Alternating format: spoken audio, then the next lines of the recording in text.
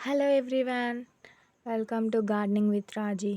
ఈరోజు మనం అరటికాయ మొక్క ఇంట్లో ఎలా గ్రో చేసుకోవాలో చెప్తానండి. ఎలాంటి టిప్స్ ఫాలో అవుతే మనం అరటికాయల ఫుల్ అంటే అరటికాయ ఇప్పుడు గెల పడిందంటే మనకి హస్తాలు ఫుల్ అరటికాయలు ఎలా ఫామ్ అవ్వాలో ఎలాంటి టిప్స్ ఫాలో అవ్వాలో చెప్తాను. యాక్చువల్గా మా ఇంటి వెనక పెరట్లో బాగా ఖాళీగా ఉన్న ప్లేస్లో చూసి వేసుకున్నాను నేను. మనం ఎప్పుడైనా అరటికాయ మొక్క అనేది ఇంటి వెనక సైడే వేసుకోవాలి, ముందు సైడ్ వేసుకోకూడదు అని పెద్దవాళ్ళు అంటూ ఉంటారు. మనము అరటికాయ మొక్కని నేను బయట నర్సరీలోనే తెచ్చానండి. అరటి మొక్కని తెచ్చాను. ఒక్కటి వేస్తే నేను వాటి నుండి పిలకల ద్వారా నాకు ఇప్పుడు ఒక 10 ప్లాంట్స్ దాకా ఫామ్ అయినాయి. నేను ఇప్పుడు రెసిపీస్ చేసుకునే బనానా ప్లాంట్ వేసానండి. మనం ఇంట్లో కర్రీస్ చేసుకునేది.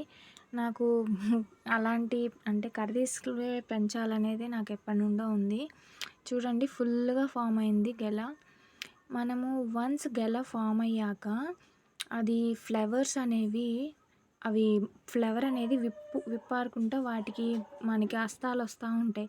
వన్స్ ఎప్పుడైతే మనకి హస్తాలు అనేవి ఎండిపోయి ఫ్లవర్ అనేది పడిపోతుందో రాలి హస్తాల్లో ఉన్న ఫ్లవర్స్ అనేవి పడిపోతాయి. అప్పుడు మనము ఆ పువ్వుని కట్ చేసుకొని ఆ పువ్వును కూడా కర్రీస్గా చేసుకొని తినచ్చు. అది చాలా హెల్త్కి మంచిది. ఫస్ట్ మనకి గెల ఫామ్ అవ్వగానే మెయిన్ ఆ గెల నుండి గెల బరువు వల్ల మనకి ప్లాంట్ వంగిపోతూ ఉంటుంది. అది వంగిపోకుండా దానికి దారం ఒక క్లాత్ లాంటిది కట్టి దానికి దారం చుట్టి దాన్ని వేరే దానికి అటాచ్ చేస్తే అప్పుడు మొక్క అనేది జారి కింద అంటే మొక్క వంగిపోకుండా ఉంటుంది. అలా మెయిన్ టిప్ అదే అండి. అంటే మనం అరటికాయ మొక్క పెంచుతున్నామంటే ఫస్ట్ ఆ అరటికాయ చెట్టు వంగిపోకుండా చూసుకోవాలి. సన్లైట్ విషయానికి వస్తే మనము 7 to 8 అవర్స్ సన్లైట్ వచ్చి పడేటట్టు చూసుకోవాలి ప్లాంట్ మీద.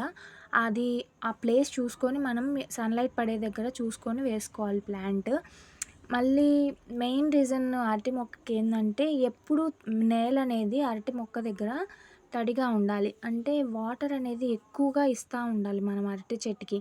ఎక్కువ వాటర్ అబ్జార్ప్షన్ లెవెల్స్ ఎక్కువగా ఉంటాయి దీనికి. వాటర్ కంటెంట్ ఎక్కువగా తీసుకుంటుంది. మనము ఎప్పుడు నేల తడిగా ఉండేటట్టు చూసుకోవాలి. నా నుండి నేను ఇచ్చే సజెషన్ ఏంటంటే అరటి మొక్కని కంటైనర్స్ కంటే నేల మీద పెంచడమే మంచిదండి. ఎందుకంటే ఇప్పుడు మనం ఒకటి వేయగానే వాటికి పిలకలు వస్తూ ఉంటాయి. ఇప్పుడు కంటైనర్ అంటే అట్లీస్ట్ ఒక్కటి వస్తుందేమో మేబీ, అది కంటైనర్ని బట్టి ఉంటుంది.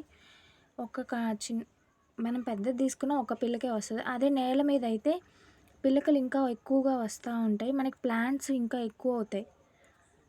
అలా చూసుకొని మనం నేల మీద ప్రిఫర్ చేస్తే చాలా మంచిదండి.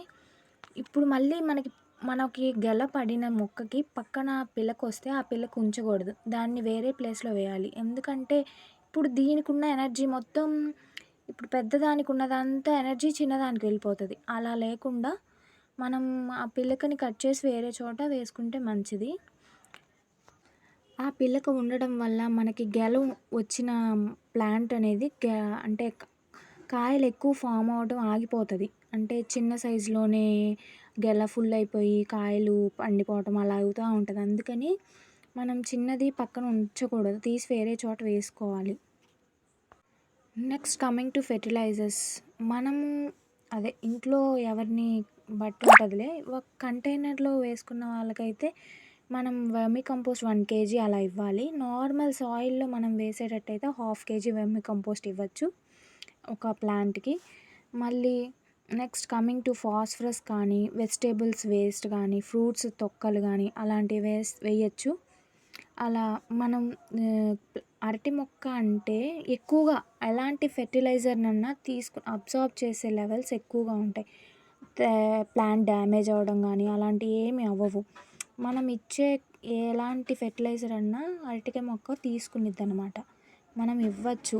అది కూడా ఒక లిమిట్. అది నేలని బట్టి ఒకలాగుంటుంది, కంటైనర్ని బట్టి ఒకలాగుంటుంది. అలానే మళ్ళీ మనం అరటికాయ మొక్క ఆకు ఉంటుంది కదా, దాన్ని మళ్ళీ ఆకును కూడా మనం భోజనాల్లో అలా యూస్ చేసుకోవచ్చు. మనం ఏమైనా ఫెస్టివల్స్ వస్తే ఆ ఆకుని మనం ఇంట్లోనే ఫెస్టివల్స్లో ఇంట్లోనే ఫుడ్ దాంట్లోనే తినచ్చు. మనకి ఒక ప్లాంట్‌కి ఒక గెలే వస్తదండి. ఒక గెల వచ్చాక దాన్ని ఇంకా ఆ ప్లాంట్‌ని కొట్టేస్తారు. ఒక ప్లాంట్‌కి ఒకటే వస్తదనమాట. నెక్స్ట్ ఆ చెట్టుని నరికేస్తారు. ఇంకా మనకి ఇంకా పిలకలు వస్తా ఉంటాయి కదా! ఇంకా దాని నుండి ఫ్రెష్ గెలలు అలా వస్తా ఉంటాయి. చూసారు కదా! ఇలాంటి చిన్న టిప్స్ ఫాలో అయ్యి మనం అరటికాయ ప్లాంట్‌ని ఇంట్లోనే గ్రో చేసుకోవచ్చు. నా వీడియో మీకు నచ్చింది అనుకుంటున్నాను. నచ్చినట్టయితే లైక్ చేయండి, షేర్ చేయండి, సబ్స్క్రైబ్ చేయండి. Thank you everyone.